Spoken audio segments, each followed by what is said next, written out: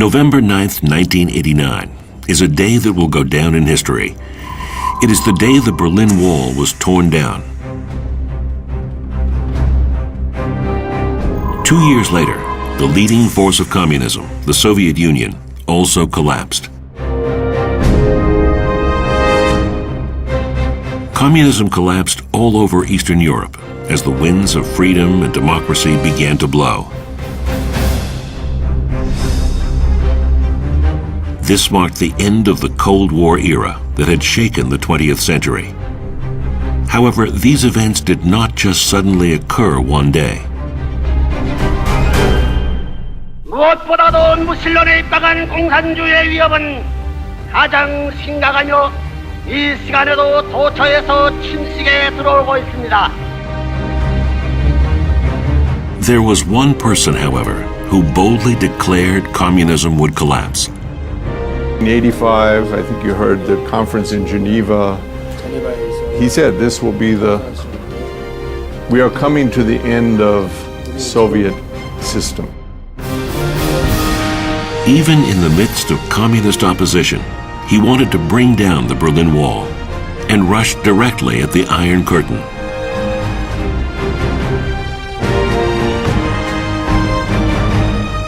He dispatched missionaries to the communist nations of Eastern Europe, triggering the downfall of the communist regime.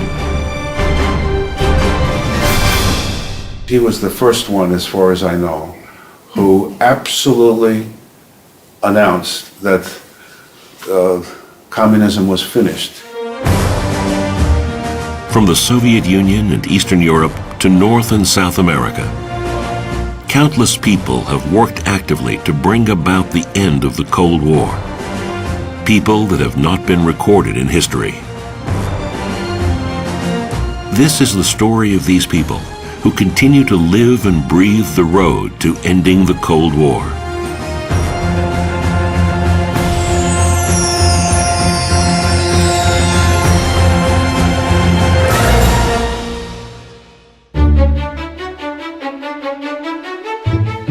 This is Austria, located in Central Europe. People think of many things when it comes to Vienna, Austria's capital. Some envision Viennese coffee topped with a generous amount of whipped cream, while others remember it as the setting of the romantic getaway in the movie Before Sunrise. Some also remember it as the home of famed composers Beethoven and Mozart.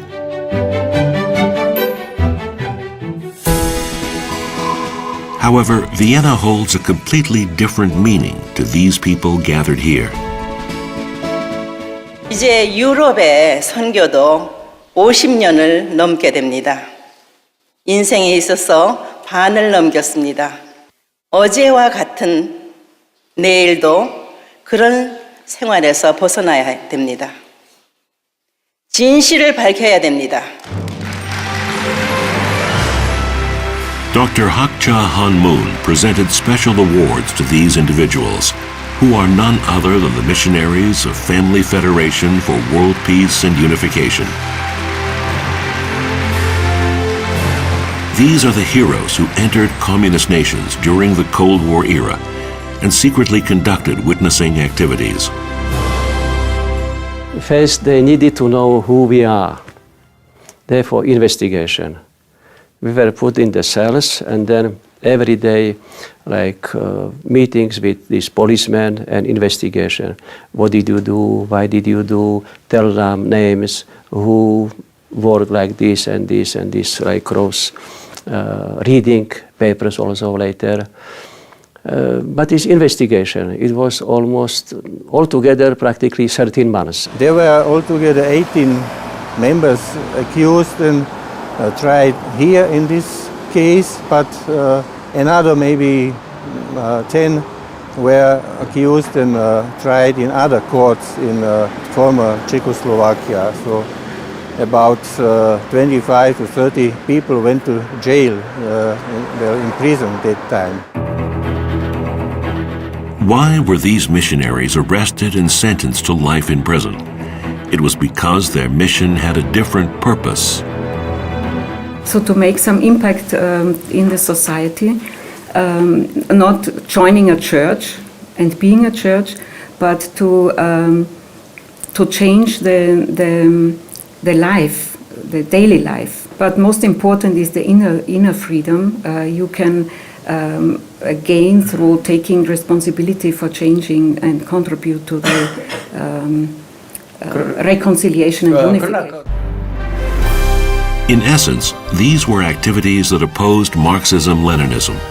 This was the nature of the secret missionaries who penetrated the communist nations of Eastern Europe in order to end communism. They called this Mission Butterfly. When did Mission Butterfly begin? It began in 1965 and flourished upstream following Reverend Sun Myung Moon and Dr. Hak Ja Han Moon's visit to Europe.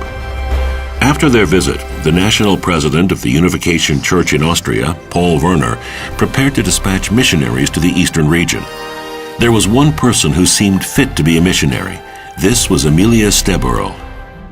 She was born in Slovakia before Second World War, but because her parents belonged to the German minority, after World War II has finished, they were forced to leave the country overnight. And so she wanted to renew the Slovak language. So she started to study Slovak language, which she didn't speak very well. And this was accepted as a good cause by the authorities. Emilia Steburo loved Korea and Korean culture.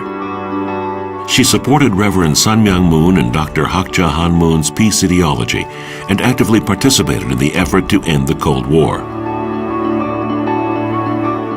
I have another very special document of Emi Stebel, which is her passport, the first missionary to Czechoslovakia from Austria.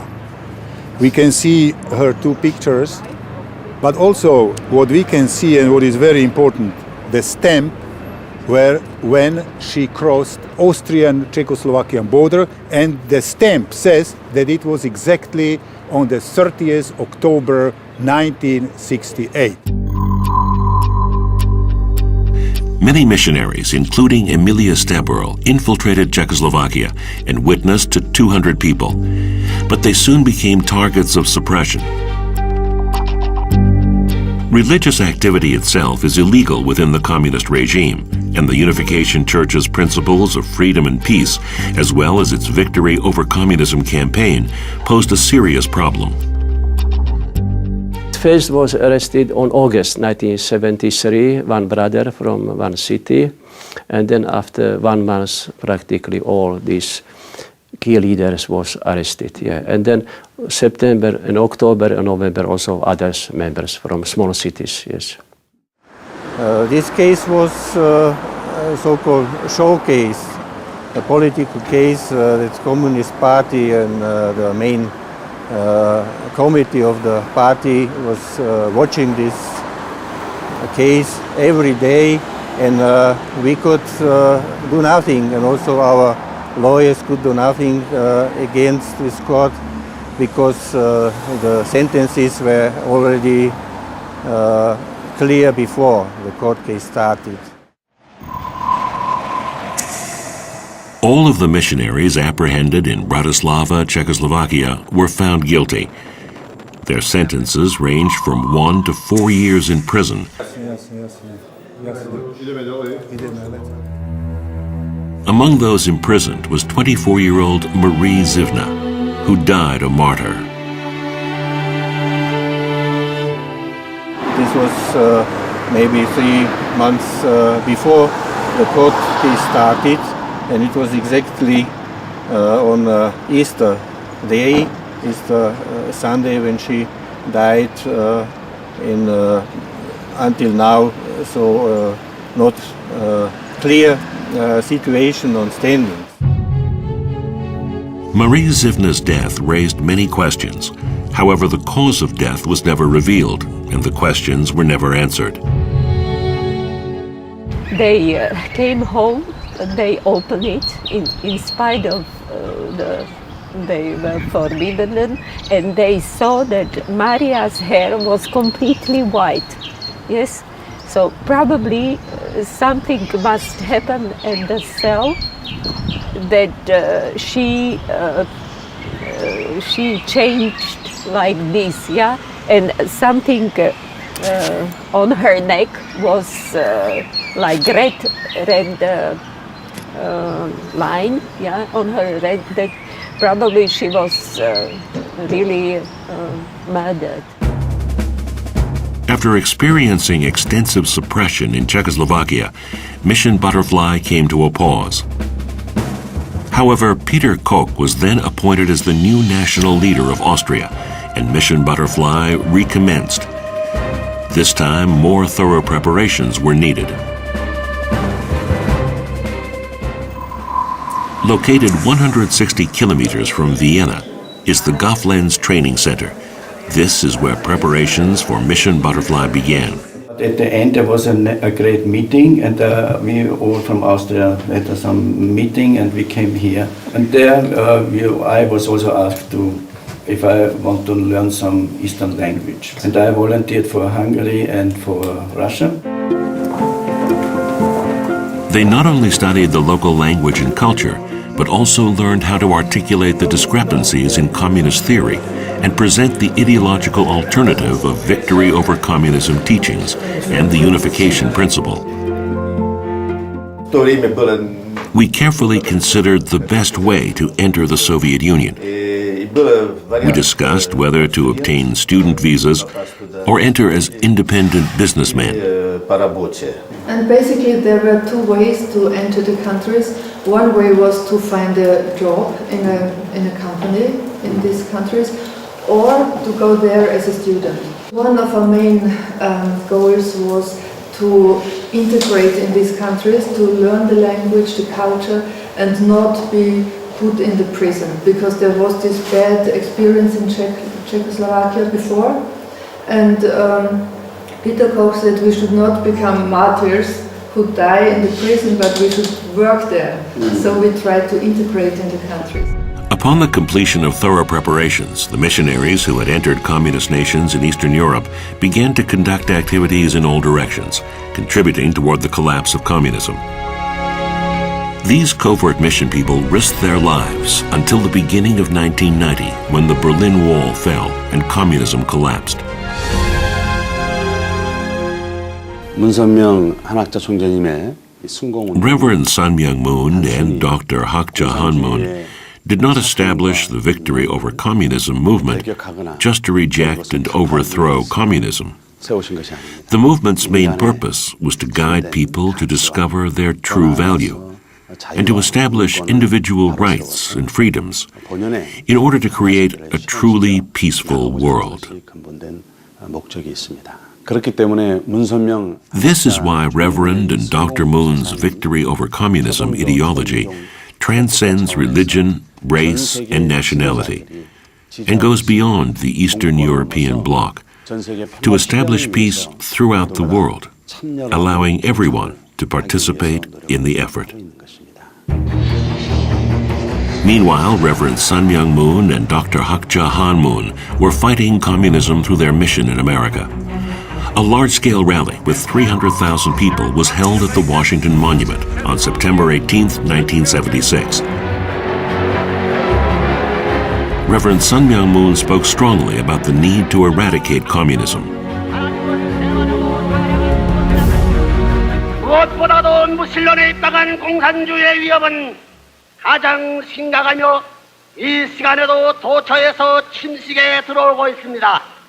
이것은 단지 미국만이 문제가 아니고 하나님에게 있어 그리고 모든 종교인과 온 자유세계인들에게 있어 심각하고도 절박한 문제입니다. 하나님께서 200년간 준비하신 미국은 크게 각성하고 하나님께서 분부하신 중차대한 세계적 사명을 다하여야 할 것입니다. As support of Reverend Sun Myung Moon grew, efforts began in America to contain his widespread influence. Most notable was when Reverend Sun Myung Moon was indicted for alleged tax evasion. was accused of not reporting and deliberately evading income taxes on mission funds that were deposited in the bank. This was grounds for indictment by the public prosecutor's office. At this time, members of Congress and other figures came out in support of Reverend Moon, arguing that the indictment was an example of religious persecution. It echoes what I said 30 years ago when I chaired a hearing on the state of religious freedom in the Senate Judiciary Subcommittee on the Constitution. In June 1984, I reminded everyone of the deep heritage of religious freedom in America, but noted the concern of many that, quote, "The present climate for religious liberty in America is not all it should be," unquote. That is true today as well, and reminds us that we must be vigilant in understanding, implementing, and defending the fundamental right of religious freedom. Despite the growing protests, the Supreme Court sentenced Reverend Sun Myung Moon to prison.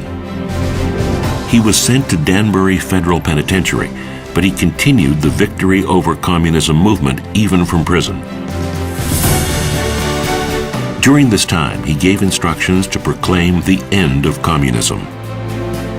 Dr. Moon was in Danbury prison, but he met with Dr. Morton Kaplan, University of Chicago political science distinguished professor, and they discussed doing a conference. And Dr. Moon said this should be the fall of the Soviet Empire. At that time, Dr. Morton Kaplan suggested to merely suggest the possibility of the collapse of communism. But Dr. Moon insisted on clearly declaring the fall of communism. Dr. Kaplan was uncomfortable, but he thought about it over and then eventually agreed to that idea. So in Geneva, we had this major conference. Many scholars came from all over the world. The World Conference held in Geneva was held under the theme, The Fall of the Soviet Empire, Vision of a Post-Soviet Era. This proclamation of the end of communism shocked not only the scholars, but also all of the media worldwide.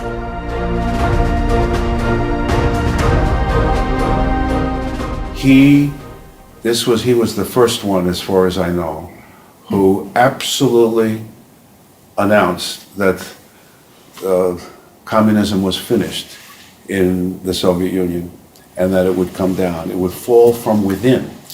If we simply remained strong enough, it would fall from within. Then 4 years later, that happened.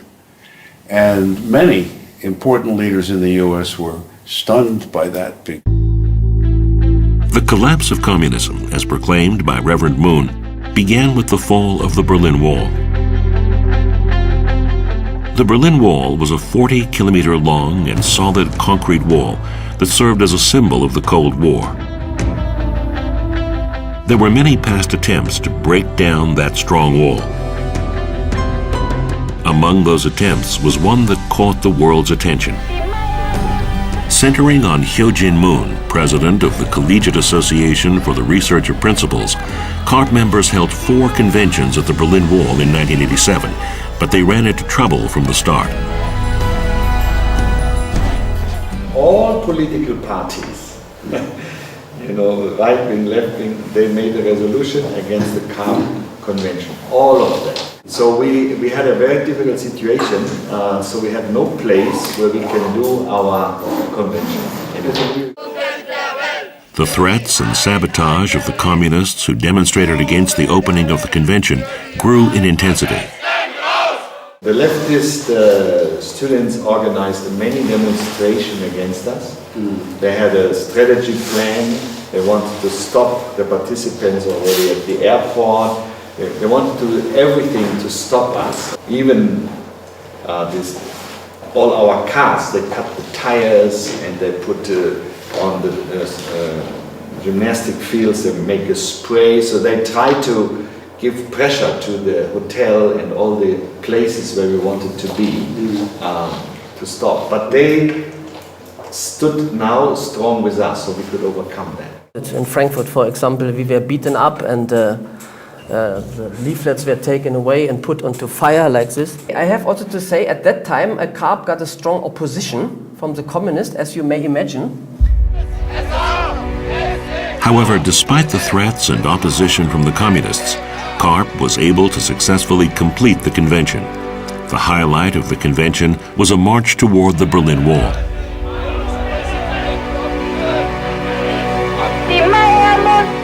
Beside all the events, we made the biggest demonstration against the wall ever in German history. More than 3,000 people, we marched to the wall. We walked to the wall, and they, the leftist students, they didn't want us to reach the wall, so they were protecting the wall. Then we made a big demonstration, singing song, and the most famous is "Die Mauer muss weg." The wall must go. This was our fighting slogan. We pushed the leftist checkpoint Charlie. After marching for 2 hours, they arrived at the Berlin Wall and pushed the opposing communists away from the site. President Ho Chi Minh moved everyone with his tearful speech. Spirit of God will live forever. Only God's will is true love. Please, let us join together and break down this wall with love. True love. True love can go over any barrier. It can overcome anything. Let's come together and pray for all those people who are suffering in the communist nations. Let's pray for the world. All 3,000 of the participants held onto the wall and began to pray while singing "Our Cherished Hopes Are for Unity." 3 years later, the Berlin Wall fell. One by one, the 50 guard posts at the eastern Berlin border opened up, and the long-standing symbol of the Cold War quickly vanished. Because the German unification is a wonderful story, how it can happen without one drop of blood was shed. Meanwhile, Reverend Sun Myung Moon and Dr. Hak Ja Han Moon knew that the media played an important role in the fight against communism. This is why they published the first issue of News World, a daily newspaper. Toward the end of the 1970s, following America's defeat in the Vietnam War, the expansion of communism reached its peak during President Carter's presidency. However, President Carter lost the presidential election in 1980 and did not serve a second term. Instead, Republican Ronald Reagan won the election and the presidency. News World contributed to Ronald Reagan's landslide election. On the morning of the presidential election, before the results of the election were revealed, News World published a front-page article entitled "Reagan Landslide: Changing the Energy Surrounding the Election." 2 years later, the Washington Times newspaper was established. It was 1982. Ronald Reagan was just a year and a few months in office. It was the height of the Cold War. Brezhnev was in the Kremlin. Ronald Reagan was in the White House. The world was really affixed with fear about the potential of the Cold War. They knew that America needed another voice, but it was a voice not like the liberal mainstream media, the New York Times, the Washington Post, or the network news at the time. The Washington Times represented the conservative voice that worked to ensure that American society did not lean too far left, and it also contributed to the fall of the former Soviet Union. At that time, President Reagan began to promote the Strategic Defense Initiative, a defense plan to destroy any Soviet missiles that entered into outer space. The Strategic Defense Initiative led to an arms race between America and the Soviet Union, and the public's opposition was overwhelming. But the Washington Times published an editorial and article supporting the policy. Consequently, the Reagan administration's Strategic Defense Initiative gained support, and the Soviet Union eventually surrendered due to a lack of economic power. It wasn't always the popular thing to do, but you were a loud and powerful voice. Like me, you arrived in Washington at the beginning of the most momentous decade of the century. Together we rolled up our sleeves and got to work. And, oh yes, we won the Cold War. In addition to establishing influential media outlets, Reverend Sun Myung Moon and Dr. Hak Ja Han Moon proposed to the mass media a new era and direction. Most notable was the World Media Conference, which was first held in New York in 1978. It was also held in Moscow later on. On April 8, 1990, Reverend Sun Myung Moon and Dr. Hak Ja Han Moon visited Moscow, the heart of communism. There, they spoke with Soviet President Mikhail Gorbachev during a historical meeting. No one could have imagined that religious leaders fighting for victory over communism and the head of the communist world would ever meet in such a manner. What you must not forget is that it was 1990, and Gorbachev did not imagine that this nation, the Soviet Union, would collapse on its own just 1 year later. During their meeting with Gorbachev, they were able to guarantee religious freedom, and they encouraged Gorbachev to promote reform. At that moment, he would be the first one that would want to reach out and offer some type of help. That's really unusual, because not many political leaders felt like that. When he went to Moscow and when he went to Pyongyang, in both cases, he was strong in what he said, but he was generous in how much he was willing to offer to build the bridge. Reverend Sun Myung Moon and Dr. Hak Ja Han Moon's strong message made headlines in the Soviet media, giving the Soviet citizens a refreshing shock and gradually expanding their influence. In the midst of this atmosphere, Reverend and Dr. Moon began to assist President Gorbachev. One way they assisted him was by inviting 3,500 university students from the Soviet Union to receive special education in the United States.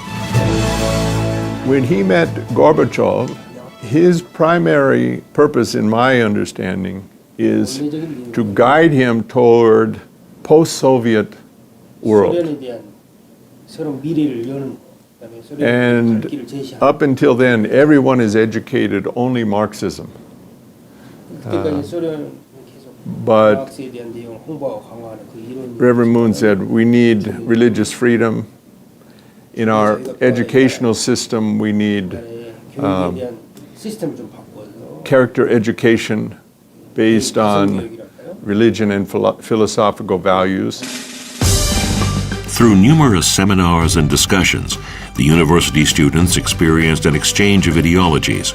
It was an extremely shocking experience for them because it would not have been possible in a communist society.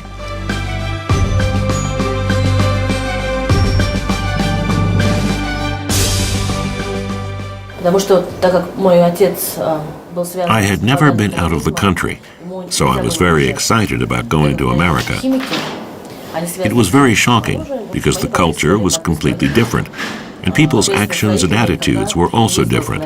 But because I had grown up learning that America was an enemy country, I was scared during my stay there.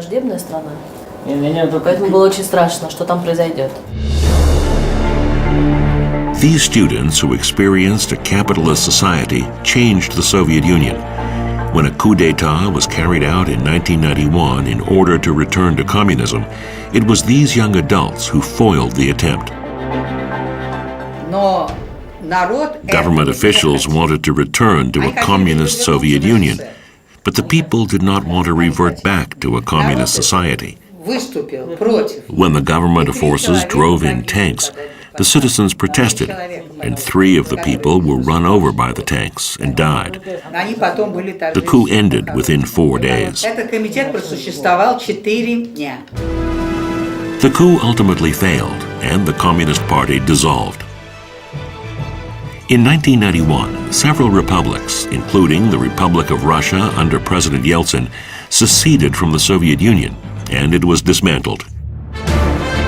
The Soviet Union, which emerged in 1922 as the first socialist nation in the world, existed for only 70 years. Meanwhile, in Central and South America, communism was spreading rapidly.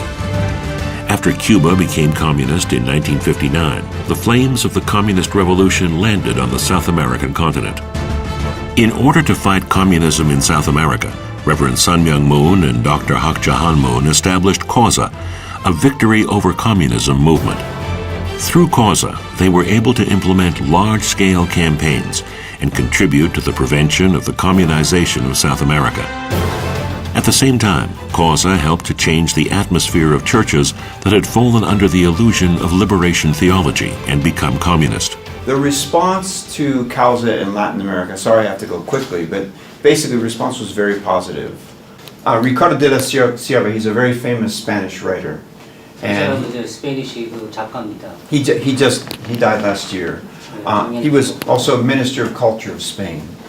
But in one of his books, a book which deals with Marxism, this is a quote. It says, "It seems to me that the CAUSA Lecture Manual offers the best analysis of Marxism-Leninism in print." CAUSA was warmly greeted in Paraguay, Uruguay, and Argentina as they toured while conducting seminars all around South America. Conferences that were consistently held with South American leaders played a large role in CAUSA's successful activities. When I met Reverend Moon, I was surprised that he didn't support just one fixed religion. We came to understand each other and share our values with one another. Protecting your family is the same as protecting religious harmony and protecting peace. CAUSA began to drive communism out of the Catholic nations in South America and was even encouraged by the Vatican. CAUSA, the Washington Times, and the International Federation for Victory Over Communism were a 3-horse carriage that led communism to its collapse. Meanwhile, the Korean peninsula was under the constant threat of war, and the conflict between the left and right ideologies raged on ceaselessly. In the early 1960s, North Korea established Jocheongnyeon, a federation of North Korean residents in Japan, and began communist activities there. Reverend Sun Myung Moon and Dr. Hak Ja Han Moon held victory over communism rallies throughout Japan and revealed the truth about communism, which led to members of the Communist Party being voted out of office. There was an election in July 1986 for the House of Representatives and the House of Councilors. At that time, many candidates who supported the Victory Over Communism movement were elected. Because we had mobilized so well, the Japanese communists admitted defeat and that we had won. Meanwhile, for the first time since the division of Korea, members of the Japanese Jocheongnyeon were able to travel to America and their own homeland. Their visit to Korea in 1974 served as a stepping stone for dialogue between North and South Korea during the Cold War. Although North-South dialogue was initiated, it was a vicious cycle of tension, strife, and disharmony. When the Soviet Union collapsed in 1991, Reverend Sun Myung Moon and Dr. Hak Ja Han Moon thought that North Korea might misjudge the situation. They believed that the Korean people may experience misfortune and approached the situation with North Korea from all angles, attempting to open a channel for dialogue. Under the pretext of mutual development and technical cooperation, Germany offered to share its excellent industrial technology with North and South Korea in an effort to provide a platform for dialogue.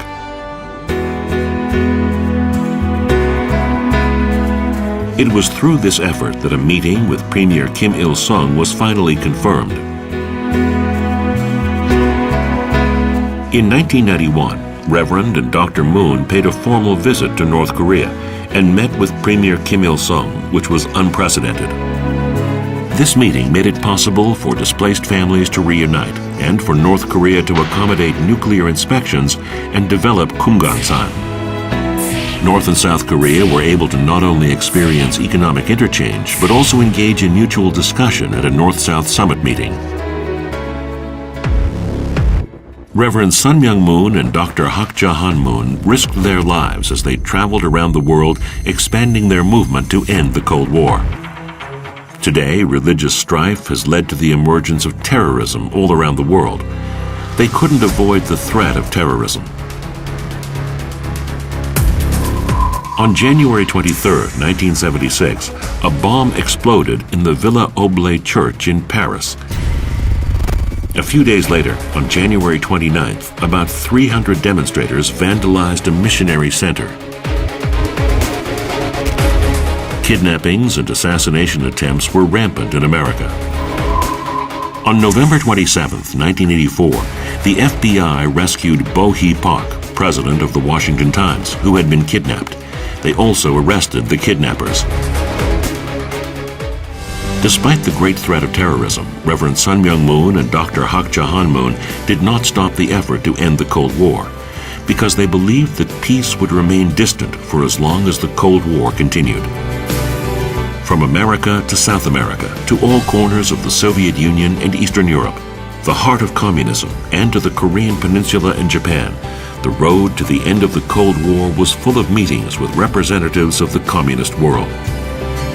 How were proponents of the victory over communism movement and religious leaders able to meet with these leaders of communist nations? If Reverend Sun Myung Moon had viewed anti-communist activities as the priority, then he probably would not have been invited to Moscow. But it was possible to meet these figures because Reverend Moon's priority and focus was to work towards world peace. His ideology transcends religion and promotes peace between religions and races, which the Communist Soviet Union was able to receive. Because Reverend Moon worked hard to unite the world, and because his ideology aligns with my personal views, I will dedicate myself to this cause. Мун хотел, чтобы люди жили как одна семья. Всегда буду это распространять, потому что это моя идеология. Преподобный Мун был великий. When it comes to resolving issues regarding religion and peace, I believe that Reverend Moon is a great teacher. Было легко понять, и это влияло на то, что мы делали у себя, на то, что в частности я делал. It was possible because Reverend Sun Myung Moon and Dr. Hak Ja-han Moon conveyed a vision that transcends religion, race, and nationality. Following the Cold War, their peace ideology of transcending religion began to blossom. After communism collapsed, Dr. Hak Ja-han Moon toured around Eastern Europe, emphasizing the importance of family.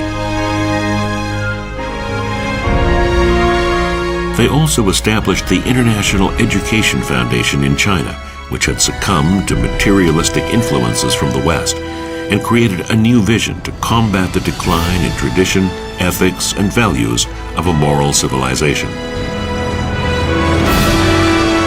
The peace message that allowed flowers to bloom on the road to the end of the Cold War carries on without ceasing. The path of strong belief and firm resolution is spreading.